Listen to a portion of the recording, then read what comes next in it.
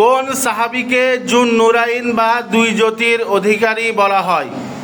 Option: হযরত আবু ওবায়দা রাদিয়াল্লাহু তাআলা আনহু, হযরত আলী ইবনে আবি তালিব রাদিয়াল্লাহু তাআলা আনহু, হযরত ওসমান ইবনে আফফান রাদিয়াল্লাহু তাআলা আনহু, হযরত খালিদ ইবনে ওয়ালিদ রাদিয়াল্লাহু তাআলা আনহু।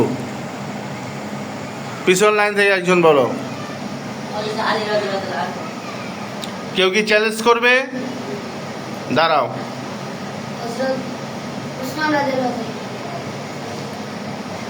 আশফাকুল বলেছ হযরত আলী রাদিয়াল্লাহু তাআলা আনহু, আর আসলাম বলেছ হযরত ওসমান ইবনে আফফান রাদিয়াল্লাহু তাআলা আনহু। না,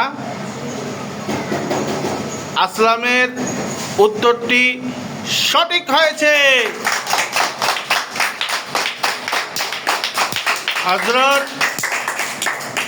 হযরত ওসমান ইবনে আফফান রাদিয়াল্লাহু তাআলা আনহু রাসূল সাল্লাল্লাহু আলাইহি সাল্লামের দুই কন্যাকে একে একে বিয়ে করার কারণে তাকে এই উপাধি দেওয়া হয়েছে। কি? জিন নুরাইন। কি নুরাইন? জুন নুরাইন। ঠিক আছে, এটা মনে থাকবে তোমাদের।